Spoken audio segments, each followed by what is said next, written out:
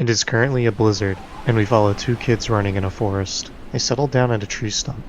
The boy plops his arm down on the stump, and the girl picks up a sterling silver axe. They've been through this routine before. With the axe in hand, she raises her arms, holds them in the air for a minute, and... Meet Agni and Luna. These two are siblings that have the gift of regeneration, otherwise known as blessings. Right off the bat, you see that these blessings are nothing more than curses, as they are forced to hack off each other's limbs for food. I say each other, but it's mainly Agni making his arm get hacked off because he doesn't want to chop his sister's arm off. In this barren world, animals are close to extinct, and crops can't be cultivated due to the world being frozen over by one revered as the Ice Witch. They keep cutting day in and day out to provide food for everyone in their home village. Most of the townsfolk are elderly and choose to pass instead of turning cannibal and eating Agni's meat. One day, Agni goes out hunting to find food for those that refuse to eat their human flesh. He finds a deer and kills it, planning to bring it back to the village.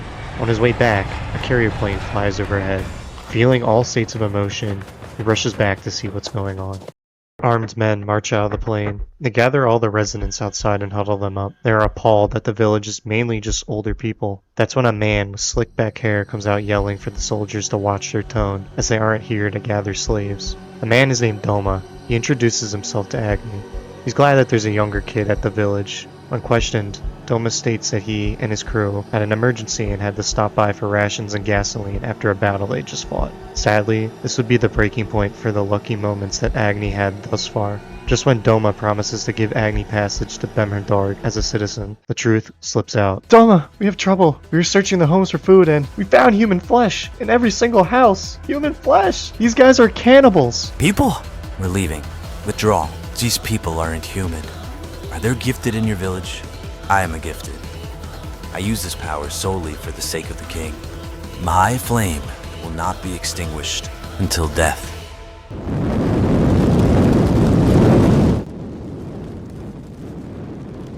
Doma burns the village. As everything goes up in flames, Agni and Luna squelch in the fire as they keep regenerating. Sadly for Luna, her regeneration can't keep up with Doma's unending flame. As the flame won't extinguish until the subject is fully incinerated, she ends up passing on in front of Agni. He thinks nothing but how he can finally let go and die from this rotten world and leave it behind. That is, until Luna turns to him, and in her dying breath wishes for him to live.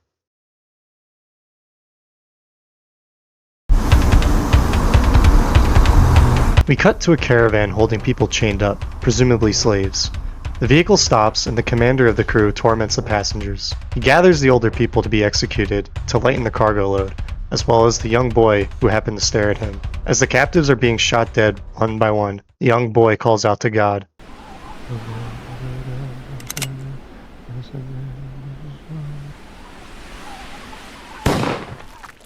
That's when a fiery figure approaches and halts the young boy's death. We see that it's Agni, all grown, and he proceeds to kill the Bemherdarg soldiers one by one. The young boy stares at Agni with a glint in his eyes, wondering if it was the god that answered his prayer.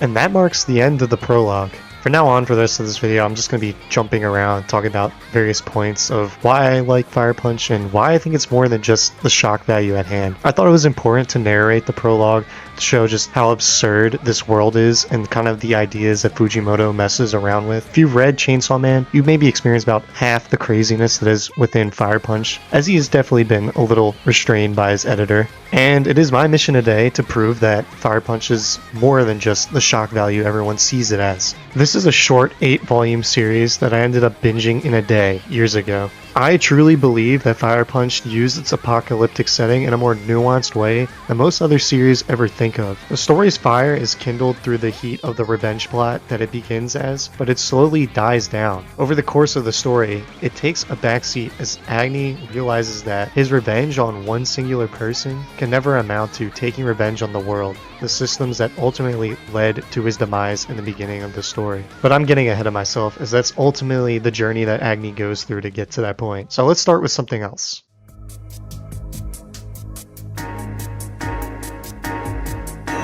Now, we all know the topics of Fire Punch get pretty dark, don't get it twisted, but this series isn't some sort of edge fest that puts these things in here for aesthetic set dressing. When was the last time you've seen a Japanese series with slavery in it that wasn't a fetishized harem trope in an isekai? Now, I'm not saying we should be hailing this manga for doing the bare minimum of respecting itself and its own story, but outside the brutal extremes, Fujimoto does a tasteful job at highlighting more personal hellscapes that everyday people go through.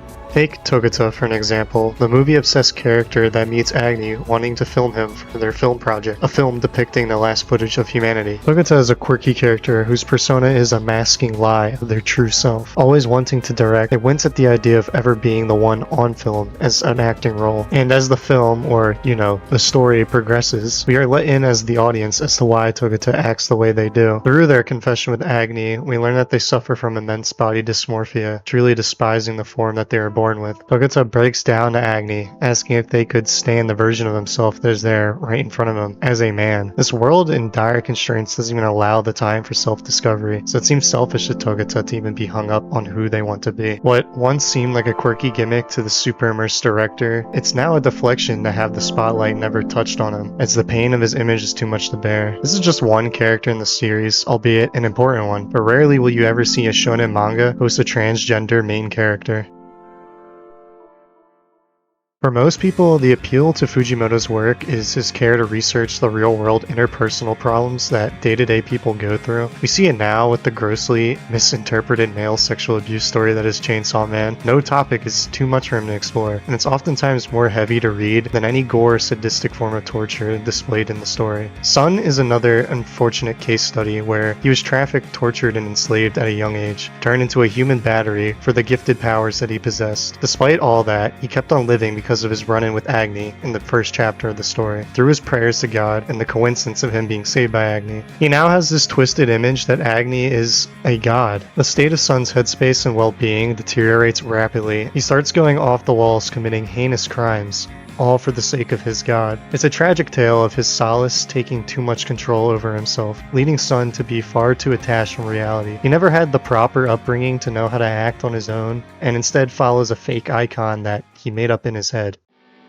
Based on the ending, I would classify the story as a tragedy. There is no happy resolution, and at best, the characters get to die and remove themselves from this cruel world. It's a bleak sequence of events, but it doesn't mean that there was no point in living out your life. While Agni was told to live on, and only does so to grant the wish of his late sister, after meeting and hearing the stories of many people throughout the movie that he's filming, he finds that there are things to live for. While the film Togata shoots displays the downfall of humanity, it also displays the many things that humanity has created. These creations that are helping people find joy and overall uplift the quality of their life. Whether it's movies, religion, or love, you get to decide what makes this world worth living for, and if it doesn't exist, then you create it yourself. The ending of Fire Punch isn't something that everyone's gonna like, but I thoroughly enjoyed it. Agni and Judah alter the world and sacrifice to make it just a little more prosperous in the future. But despite all their effort, history rears its ugly head around the corner and leads to another upcoming conflict to repeat the cycle, proving that even without the world frozen over, with it now closer to our own world in real life, conflict will still exist. It's a tough pill to swallow, but all it takes is to drop vengeance and turn your interest towards helping those around you. That's the true beauty of Fire Punch's tragic ending. You go into it looking for the fights, then end up finding a disgruntled poor man helping others along his journey. I really cannot mention enough how much this series does to subvert the expectations of the shonen genre, and I really do think Tatsuki Fujimoto is clearing a path for more authors to kind of take liberties with their stories. And like the title says, that's why I think Fire Punch is more than just shock value.